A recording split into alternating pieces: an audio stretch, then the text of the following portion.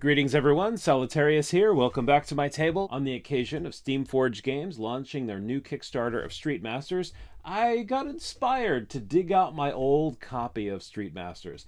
I actually didn't even realize I still had it. I thought that I had traded it away a long time ago. If you're not aware of this, there is a lot of drama with the game's old publisher, Blacklist Games, and there's still ongoing drama. There's a lot of people that Blacklist Games took money from and never delivered any product to, is essentially what the issue is.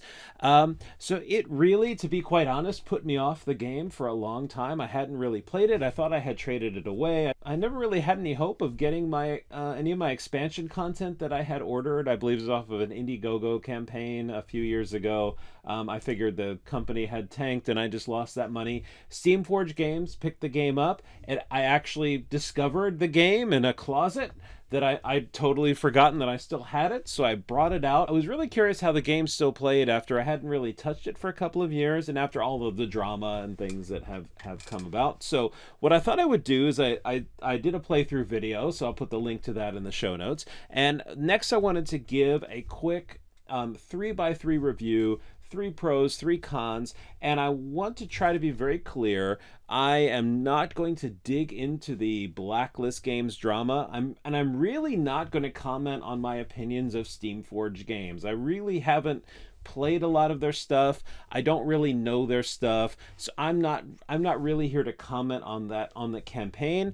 I just want to focus on the game. So I'm going to strip away all of the controversy behind it, and I just want to look at the materials, at the gameplay, to give the game its due, and to see how it plays. So Street Masters is like a video game, essentially. It's like a video game on your tabletop. It's one of those 1980s, early 90s, 8-bit arcade beat-em-up games like Double Dragon and things like that, where you have these tough guys going around beating up gang members. You know, you can punch, you can kick, you can grapple people, and you work your way through the minions until you fight the big boss. And then you fight on a variety of stages, and sometimes the stages throw extra wrinkles. There's little things, there's obstacles or traps inside of the stages that can affect all of the players. So there's actually a lot to love, and I'm really glad I found my copy and brought it back out, because I forgot that there's a lot of this stuff in this box that I really, really love. One of the things that's remarkable is the card system. So the card system is this thing that the Sadler brothers and I guess their publisher came up with, the MDS, the modular deck system, and it's very brilliantly simple. It's just that you take, for each match you're going to each player picks a hero, and the hero comes with a deck of cards and a miniature. You pick a villain, and the villain has its own deck, and then you pick the stage, the combat area, and the location itself has its own effects and things that can affect either player. Now this system is not completely original. Fans of the game Sentinels of the Multiverse are going to be very familiar with this idea of picking heroes, having a villain deck that plays out, and having a location deck that affects everybody. This actually borrows a whole lot from that game, but the card system here, unlike Sentinels of the Multiverse, the card system here is a lot simpler and it's a lot cleaner. It's a lot more straightforward. It's easy to follow when things activate, to keep track of the various things you have to keep track of. The Sentinels of the Multiverse, at least the older edition, the second edition that I played years ago, was just very dense with upkeep and things you had, but not here. So this is very simple. You have a hand of cards. You play your cards. Some of your cards are tactics cards, and these cards actually go into your play area. And some of your cards are just simple attacks or abilities that you just discard and you do something cool. And I think that it's just a really clever system. It's because it keeps the general rule set very low. So the rule book is very short. So if you haven't played in a while, like me, hadn't played in a few years, I could just take out the rule book, do a quick refresher. It's got a great turn order card.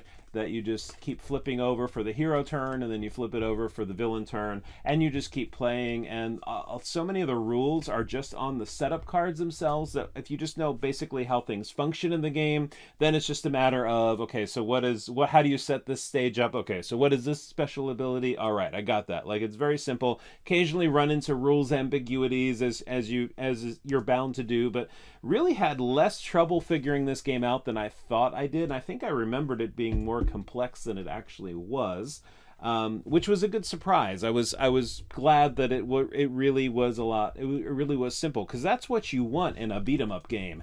You don't want a really dense, really complex game where you're having to figure things out. You want action. You want flying fists of fury. You want kicks. You want grappling. You just want big cinematic moments.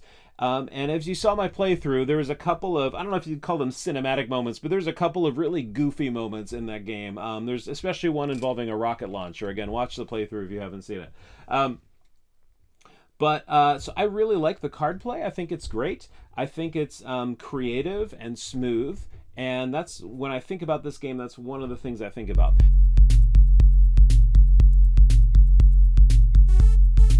Another thing that I really like as a solo player is I really like the footprint of this game. I've played a lot of these tactical miniature type games where you have a grid or a hex, and you're moving people around, and you're maneuvering, and you're moving here, and you're attacking, and then you're trying to move away. I mean, I've played several of those games. I played, there's dungeon crawler type games where you're engaging in that kind of thing. But this game, look at the board size. I love the size of these boards. It's just enough to be able to make it, or to maneuver around, to make the combat interesting, but it's not so big that you have a lot of setup. You just have one single board to set up, and you just put a few things on it, and then you're ready to go. This is one of the things that this does that a lot of these other games don't do, that I just had totally forgotten about, is this game really gets true solo. So you can have one hero. It is totally balanced for that. You can have one hero. You see on my playthrough, I just play with one hero. It balances the way that the minions come out helps to balance it, so that you're only drawing one enemy card per turn. So you just have to deal with one thing, and then the villain is let me find the villain card here. So I mean, it's just very simple. So the villain is 20 health points per player. So if you're playing with 2 players, you'd have 40. Playing with 4 players, you'd have 80. And it's just very, very balanced. The game kind of reminds me of Marvel Champions in that way, where it's kind of self-balancing. You can play with one hero, you can play with multiple heroes. It gets a little longer if you play with more heroes, but true solo is great. Unlike Marvel Champions, though, I feel like this game is perfectly balanced for 1, 2, 3. I think I played it 4 players before. It really, the length of the game expands, but I never really feel like there's a player count where it just goes off the rails one way or the other. True solo actually works really well. True solo can sometimes be punishing if you're going about the strategy wrong. But it's really, the footprint is great. It's just the right size. I have a big table out right now, but I don't really need it. I can play this on a very small space. You can find a very small table, leave this set up, play multiple rounds. This gets the footprint right. Even though it comes with a ton of minis, it comes with a ton of tokens, it really doesn't take up a lot of room. And that's just one thing that's just fantastic about this game.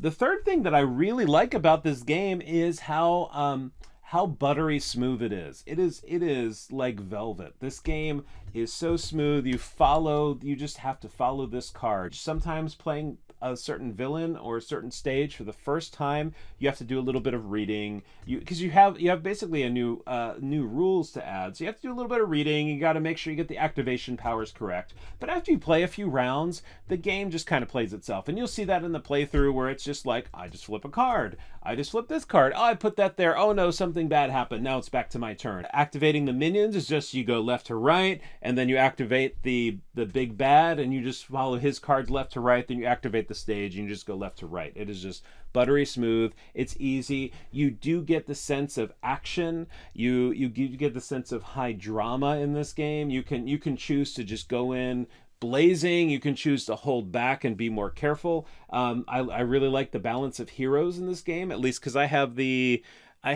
base set, a small expansion, and the stretch goals. So I have like, I don't remember what it is, like 8 or 9 heroes or something like that, which is, it doesn't sound like a lot, but it's actually a lot because the heroes are so asymmetrical. I really am surprised. I would say one of the best things that the Sadler brothers have designed, and I'm even considering some of their more recent designs that I've played, I'm factoring those into the equation. This is just a brilliant game.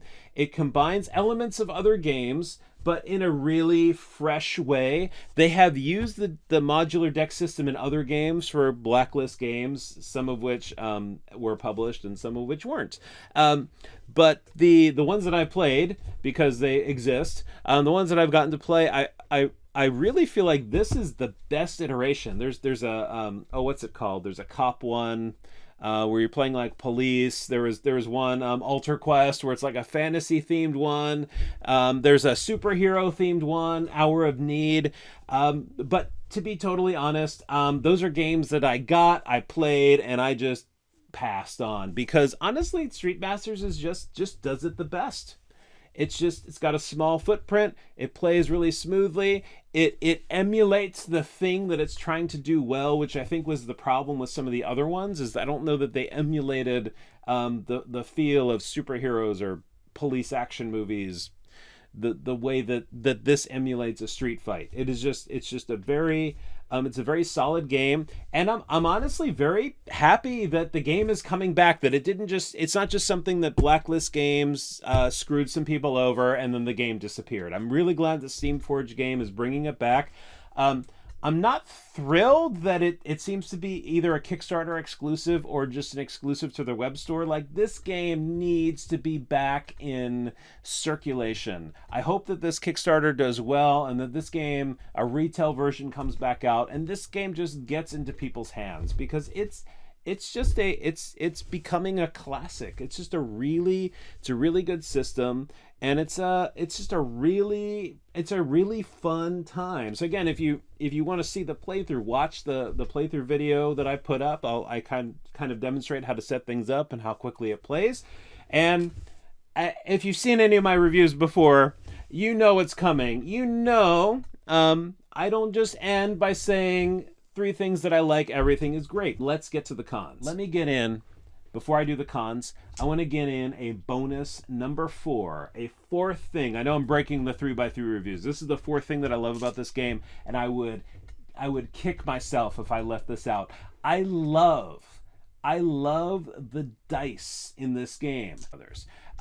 It uses this great dice system that gives you some excitement and some unpredictability, but it doesn't crush your soul. You don't actually miss. You don't actually roll the dice and not get anything for your trouble. So in this game, you're gonna roll your dice, and several things can happen. You could get a defense token, which is actually good because the defense tokens not only help block damage, but then they help charge up your character so they can flip from their normal side to their charged up side. So each character has 2 sides. They have their normal side, but if you get enough power here, Tiger Azul's need 6, and you flip over to their charged side. And so that's just, it's great. So you want to get tokens, and it also encourages you to get into fights so that you can spend those tokens. It's a really interesting system. But not only that, you can hit with these little symbols, but a thing that's great is it has a critical hit. So that means that, let's say I were to roll these 2 dice, I got a critical hit. So I get to roll, that counts as a hit, and I get to roll another die. And then I get another critical hit. So I get to roll again. And then you add all of that damage together. So you know that you're gonna, if you roll 2 dice, you're probably gonna average about 2 hits, but you might get more. You can push your luck and say, well, I need 3 hits to kill this guy.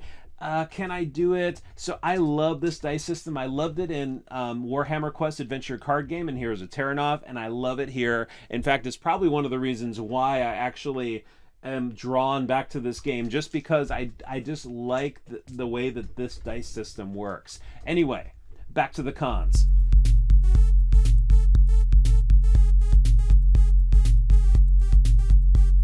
So this game has been out for a while.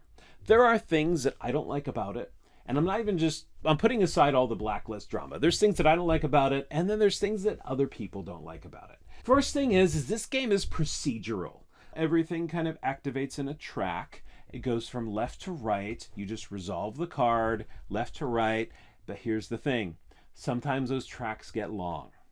And so it can be very, very easy if you have a lot of cards on the table to miss an activation, even with all the markers and even moving left to right. Even in my playthrough, I think I probably missed. You're just forever giving characters these little defense tokens. So I'm sure that there were characters that were supposed to get defense tokens that never ended up getting them. You can, in certain stages, have a lot to activate. Sometimes your board state can just get out of control if you're not taking care of minions. If you're letting things pile up, you might have to activate a million things. The enemy line with some of the villains can get like really long. So you do have this thing where it can feel very procedural. And you maybe just want to say, well, can we just like roll dice and resolve all this stuff? Why do we have to read all these cards? So, and that's just something that comes along with a game like this, that uses card play to make the game interesting. It's just part of it. So I can just see a lot of people not liking that. So if that's something that doesn't appeal to you, if you don't like the idea of having to activate stuff on cards and keeping track of it, if you don't like a lot of the action is on the board, but a lot of the action is also on the cards on the table too. So if you don't like that, if you'd rather the action stay on the board and the systems be a little bit more simple, then you're not really going to like this game. You're gonna want to have the crunch of card play added to the tactical fighting side to really enjoy this game.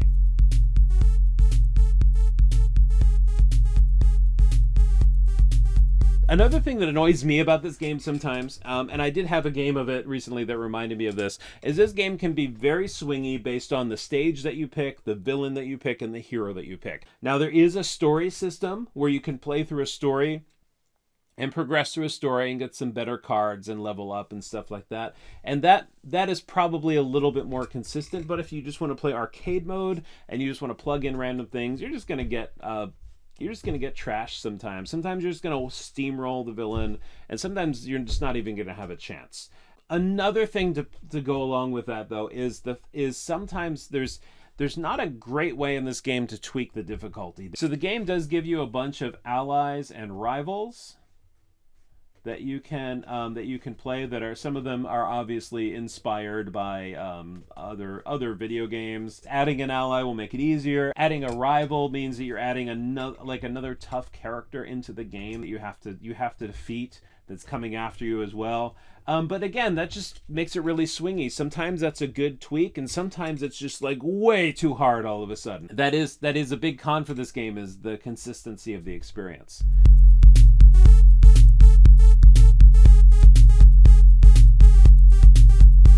The third thing that I am concerned about, not necessarily with just the base game that I have, but with what I know about the system as a whole, because people are probably not going to be investing in just the base game anymore, because I don't think that the base game is going to be around anymore. I think that you've got to buy. They have these like huge box sets of like, this is all the stuff from the first Kickstarter campaign. This is all the stuff from the second Kickstarter campaign. So they've repackaged everything. Steamforged Games has repackaged everything in these huge packages, these huge boxes.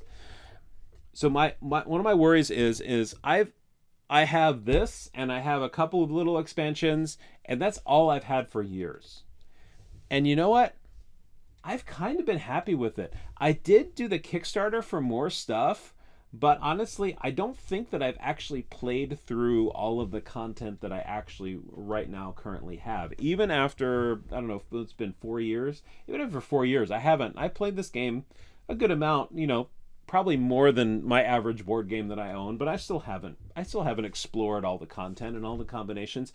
I'm a little afraid that the new Kickstarter is going to introduce all these big, huge boxes. People are going to get FOMO. People are going to want to, and I know, I lied. I am actually going to factor in some of the drama into my review. So I changed my mind. So like if I were to back this, you get the first the first set would come with all the stuff that I have, plus they actually have hero decks for all the villains, so you can play they're called the redemption packs, where you can play as the villain. Like you can use a villain miniature to play it as a hero, which is cool because it just gives you more stuff. But here's the thing, like, that's a lot of stuff. Those 4 boxes, if you go all in on this thing, those 4 boxes are going to be huge.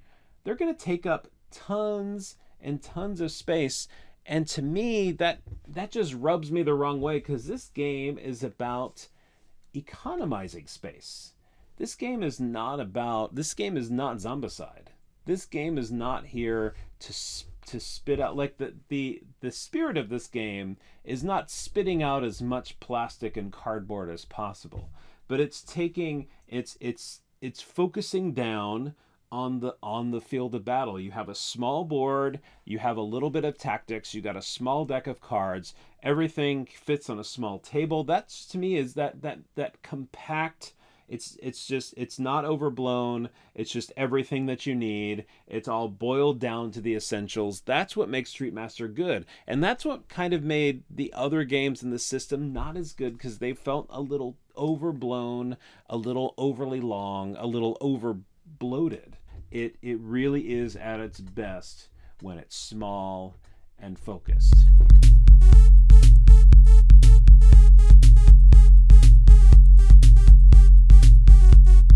But it's been fun revisiting an old game and kind of, rekindling an interest in a game that I had, because of drama with the publisher, that I had just kind of washed my hands of and just forgot that I even still owned a copy of it. But it's been like revisiting an old friend. Final thoughts: this game is great. It's fun. It's smooth, but it is a mess. It is messy. It has a lot of stuff going on. It has a lot of crazy ideas. Sometimes the ends don't all meet together, but for me, they don't always need to meet together. So I'm actually probably going to keep this game around. I thought I was going to get rid of it, but I might actually keep it around. Again, it's fun, it's messy, it doesn't always work, but it's generally always entertaining, and that is Street Masters. So if you like this review, please leave a comment below, like the video, and until we meet again, I'm Solitarius. Keep on gaming, and we'll see you next time. Bye-bye.